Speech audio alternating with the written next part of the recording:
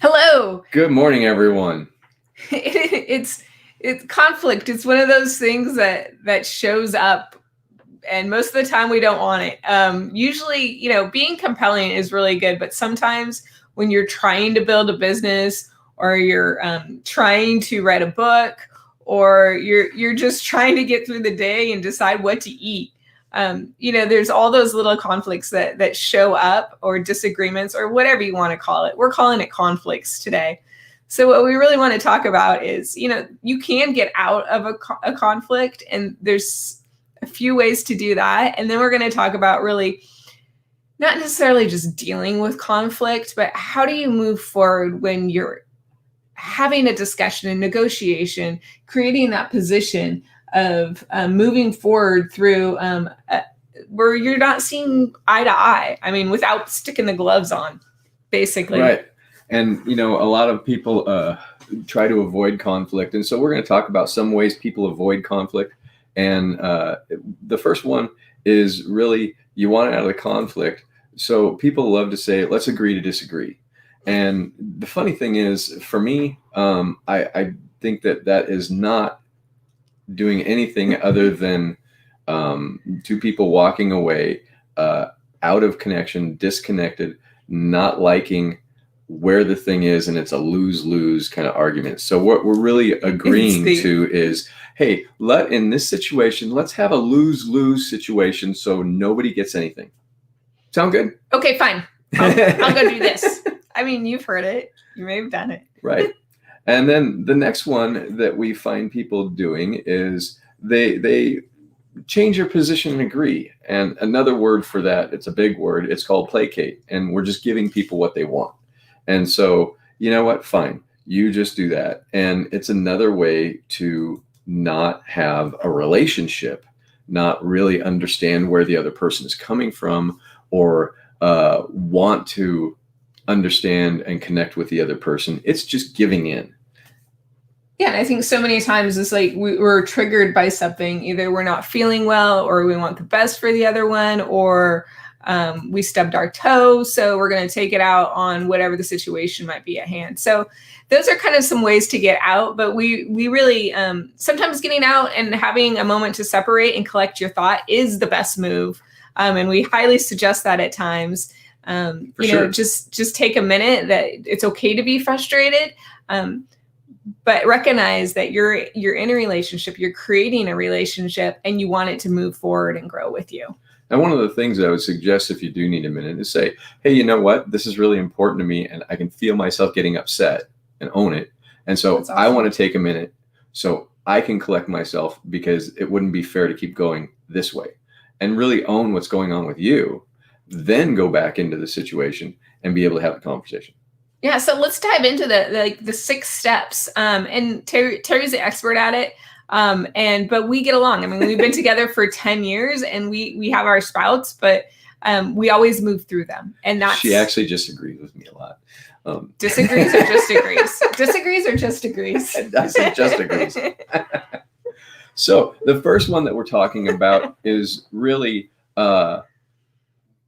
questions, to be curious, really, and understand where the other person is coming from. When we're in a conflict, our automatic reaction is to polarize and try to get our idea heard. And I mean, we at times have had that. And then the first thing that whoever is in a little bit more balanced position does is say, okay, I'm going to put mine aside and ask more questions, become curious about what's going on with the other one.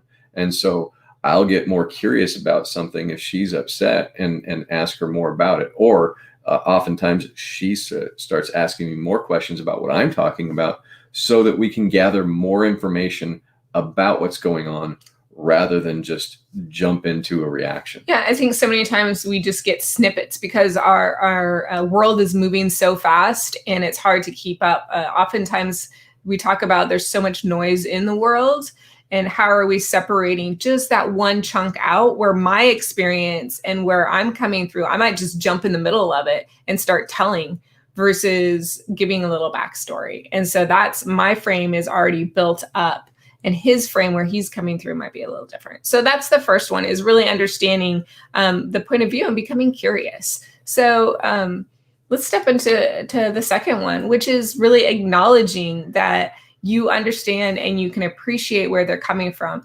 It's kind of recapping what you're hearing them say, because it's going to resonate in with you. And it's so important to take the minute to do it.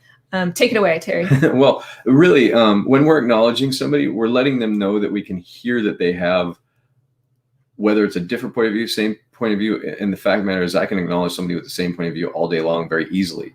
But it takes a lot more. It takes a lot more to acknowledge somebody when they have a different point of view. And it also takes that curiosity we were talking about in the very beginning with number one of asking those questions, to really acknowledge that, okay, they are coming from a different place. They have a different emotional experience of whatever's going on, and then really appreciate that their view is different, and from their point of view, it might be more accurate. Yeah, I mean, people like to be validated that you're hearing what they're saying too. I mean, and that they put in the work. I think that's really important too. For sure. And then the third is asking about solutions and starting to really look at what's possible rather than who's right. I like also personally asking about what the goal is in the conversation or in the discussion, because if there's a goal that has nothing to do with the conversation, then we're off topic. And so coming to some kind of conclusion or goal between the two people in the conflict, now we actually can work together towards that. Does that make sense? Do you have anything to add? No, that totally makes sense. I think typically the goal is the same, is where my thought is on that. It's just that two different perspectives of how to get to where you're going, or it's a snapshot. So I think step 3 is really asking the other person what they see as solutions. Mm-hmm. And then step 4 is, what are some solutions you might have to that same goal of where you're going? And that's pretty self-explanatory. And then so we'll just go to 5 real quick. But it's listen to the other as best as you can, and then listen to yourself. And it's usually that person that's more balanced and in touch with what's going on that is going to be the one to identify that first. Well, they might identify it first, and they might also invite the other person to share more. Great point. And so along the journey, yeah. Really, and what I like is the idea of who's going to be more balanced in this, and then it's all about probably her. And I was thinking that guy behind us. Oh yeah, the dude. But when we're going from a place of challenging each other to be more balanced and be more open, we can have a much more open conversation. And so it's really about understanding what the goal is and bringing it back to the goal of the conversation. And, when we do that, we start to really work as a team instead of feel like we're against each other. Isn't he so soothing just to talk to? I don't know. And so when we get there and we look at all the solutions, if there is an impasse, you can seek a third party. For me, I don't think I've really experienced a time when there's a conflict that we can't actually seek some kind of resolution. Impasses are really interesting in the idea that we've just gone right back to agree to disagree. And so the impasse... Go ahead. May I give a different spin of someone that isn't a professional communicator? Yeah. Mm-hmm. I think, we've kind of danced around it, but the whole idea of, do you have the skills to stop back and ask questions rather than just react? It's really a skill set that we're talking about that people don't have. Once they have that skill set, I think they don't need the help of the third party, but maybe that third party is the one that teaches them those skills. Oh, of course. That, we might take a higher ed communication course, but we learn from what's around us. Mm-hmm. Where our beliefs in communication come from. Where do they come from? Our parents, our the internet, our teachers, our friends, church, like where is that coming from? And is it what you truly believe, or is it the neighbors across the way that are yelling at their dogs and kids and we can hear them 3 houses down?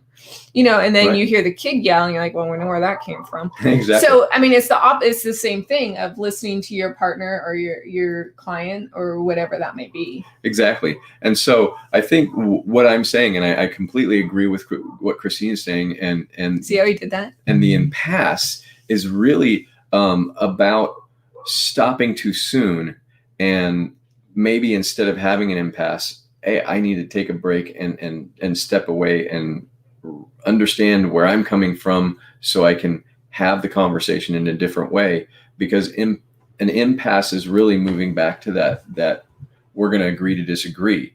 And that's what impasse is all about, is we're just not going to come to an agreement. And the reality is that every conflict is bringing us to a new place where we can grow together. And so conflict, and a lot of people end up avoiding it. And the reality is conflict is the number one thing that starts to create growth. And so we don't want impasse, because impasse suggests we're going to stop and settle. And so we want to move forward. We want to understand. And so really, when we put all the cards on the table, we can come to an understanding of each other. It doesn't mean that there's going to be any kind of somebody losing then. We're going to together move forward, and it might not be the way that party A wanted to or party B wanted to, but we are going to be on the same page about how we move through, and it might be a C idea. And so we don't have to, and I suggest in any conflict, don't be married or committed to your idea winning. It's really, how do we win as a team moving forward with this conflict? Yeah, how do we get to that goal that is intended as the conversation has created? Whether it's for sure, whether it's eating, what the schedule is, how to write a book, how to enter a story. Do you teach then story? Do you story then teach? It's all those. It's really funny how little things people let turn into bigger things. Right. And as long as there's open communication, and one of the rules that Christine and I have is that whenever there is some kind of conflict, we stop and we start talking about what's going on in our day personally, and then what the goal is and where we want to go with whatever we're in conflict with. And that's one of the biggest ways, and one of the most rewarding ways that I've had with her, is that we both have agreed that we can do that. And I allow her to have her bad day, frustrating moments, and she allows me to have mine. And luckily, I have more of them. So, and luckily, they're moments. And they're just moments. And so the great thing is when we can have those conversations and don't take them personally, and really be a support to the other person rather than instigator of more conflict, then we can really move forward faster. That just sounds exhausting. It is. It is. And so, be supportive of the people you're talking to. Even in conflict is a chance for further growth. And so talk about what's going on, because when we look at it and examine it, we find that this is a place where we can move forward. And so I'm super excited that we're able to talk about this particular topic. We've had a lot of clients that have asked about it. We have a lot of clients that have been stuck in it and moved through it when we describe these things this way. And in fact, we have our own conflicts from time to time, and it just reminds us how important it is to frame it in this way of being able to really move into communication rather than conflict. Yeah. No, that's it. So, follow those 6 steps. You can go back and rewatch it, or share it with people that you see in conflict, and see if they can apply these steps, these 6 steps, because that is where the growth happens in your relationship. And like we just described, it's exhausting to be in conflict all day. You just tell yourself more stories. These are some tips of how you can work through it and enjoy and get more out of life. So, celebrate your day and the relationships you have. And we'll see you tomorrow at 10:10, and we'll guide you through more ways to make life wonderful. That's what we're going to do. That didn't fly right. We love it. Take care. See you next time.